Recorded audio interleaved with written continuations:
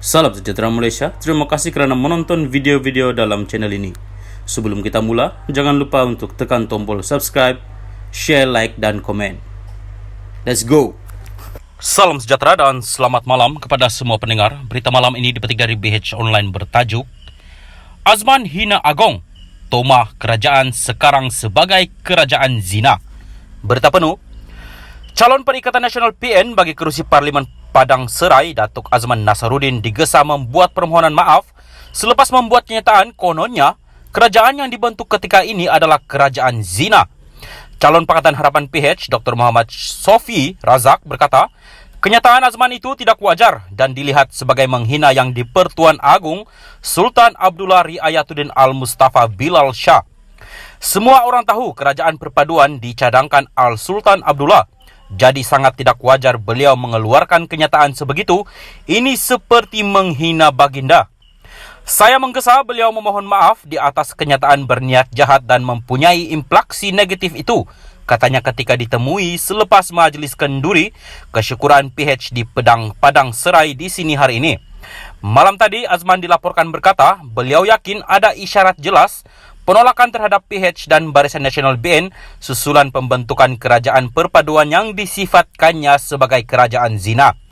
Ketika berkempen malam tadi, Azman berkata, perkahwinan PH dan BN itu tidak direstui sebahagian pemimpin dan ahli pada peringkat akar umbi.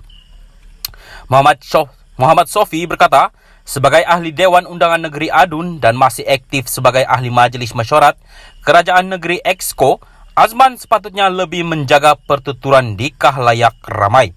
Sementara itu, calon BN Datuk Sivaraj berkata, kenyataan Azman itu bersifat angku dan terlalu agresif untuk diselitkan dalam ucapan ketika berkempen berikutan rakyat negara ini daripada pelbagai kaum dan agama. Katanya Azman perlu mengelak bermain politik kotor dan jijik untuk menanam kebencian rakyat terhadap BN mahupun dirinya sebagai calon PN. Beliau tidak seharusnya menggunakan ayat sebegitu ketika berkempen. Ia tidak sesuai untuk menarik pengundi, sebaliknya boleh merosakkan minda anak muda dengan penggunaan ayat berkenaan, katanya. Selain Sivaraj, Muhammad Sofi dan Azman, Parlimen Padang Serai yang menyaksikan pertembungan 6 penjuru turut membabitkan calon pejuang Hamzah Abdul Rahman, Muhammad Bakri Hasim Warisan dan Sarinandah Rao bebas. Pilihan raya umum ke-15 bagi kerusi Parlimen Padang Serai ditangguhkan selepas calon PH yang juga penyandang M. Kurapaya meninggal dunia pada 16 November lalu, 2 hari selepas dimasukkan ke Hospital Kulim akibat serangan jantung. Suruhanjaya Pilihan Raya SPR yang memutuskan penangguhan PRU15 di kerusi terbabit kemudian menetapkan 7 Disember ini sebagai tarikh pengundian. Salam sejahtera dan selamat pagi kepada semua pendengar. Berita panas pagi ini dipetik dari syabudin.com.net bertajuk Gerakan Jatuhkan Kerajaan Kerja Sia-sia dan Buang Masa. Berita penuh, sama ada langkah Tropicana yang diperbualkan ketika ini benar-benar wujud atau sebaliknya, sebarang gerakan untuk menggugat kerajaan perpaduan yang diterajui Anwar Ibrahim sekarang hanyalah kerja sia-sia serta buang masa. Realitinya, kerajaan ini sedang diterima baik oleh rakyat dan cubaan menggugatnya bukan saja dianggap suatu penderhakaan kepada Yang di-Pertuan Agung kerana idea kerajaan perpaduan itu sendirinya datangnya daripada baginda. Malah mereka yang bertindak demikian juga pasti akan dicop sebagai orang jahat di mata rakyat. Rakyat baru saja selesai menunaikan tanggungjawab mereka dalam PRU15. Dan walaupun tiada majoriti mutlak diperolehi oleh mana-mana parti, tetapi selain PH merupakan pemenang kerusi terbanyak, penggabungan melalui beberapa parti untuk membentuk kerajaan perpaduan juga bermakna jumlah majoriti telah diperolehi. Dengan PH, BN, GPS, GRS, Muda, Warisan, PBM dan Bebas bergabung membentuk kerajaan perpaduan, majoritinya kini adalah berjumlah 148 kerusi parlimen. Ini bukan saja bererti majoriti sudah dimiliki bahkan telah mencapai tahap 2/3. Maka, mahu digugat apa lagi? Walaupun Anwar sendiri telah mengemukakan kesediaan membawa undi percaya di parlimen pada 19 Disember nanti, soalnya, apakah PN mampu menggugatnya dalam undian itu nanti?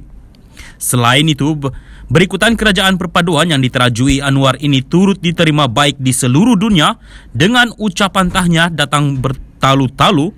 Pihak yang ingin menjadi jahat ini sepatutnya berfikir 10 kali jika ingin terus menggugatnya. Sebahagian dunia pasti akan mengecam dan mengutuk perbuatan mereka itu. Di samping rakyat juga tidak terkecuali akan berbuat demikian. Begitupun, sesuai dengan semangat demokrasi, jika gugatan ingin dilakukan dengan cara menumbangkan Ahmad Zahid Hamidi selaku Presiden UMNO dalam pemilihan parti, masa untuk berbuat demikian juga belum tiba. Pemilihan UMNO hanya akan diadakan pada tahun depan, kemungkinan bulan Mac atau April, jadi bersabarlah dulu.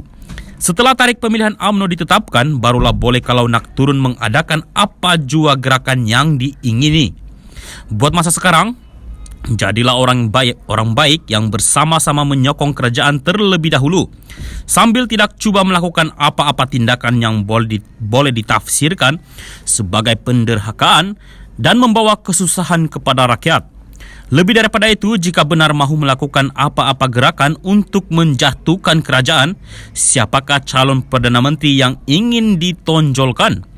Baik Mahadin, MD Yassin atau Ismail Sabri Yaakob, kedua-dua bekas Perdana Menteri itu telah dianggap gagal oleh rakyat selama 31 bulan mereka berpeluang memegang kuasa sebelum ini. Di mana logik dan munasabahnya jika pemimpin yang pernah gagal itu mahu ditonjolkan kembali? Masa paling baik untuk menggugat kerajaan sekarang ialah pada PRU 16 tahun 2027 akan datang. Itu pun, calon Perdana Menteri yang ingin ditonjolkan mestilah pemimpin baru yang diyakini lebih baik dan lebih berkaliber daripada Anwar yang ada sekarang. Kalau tidak, sekali lagi, semua kerja sia-sia dan membuang masa. Syabuddin Hussein, 26 hari bulan 11, 2022.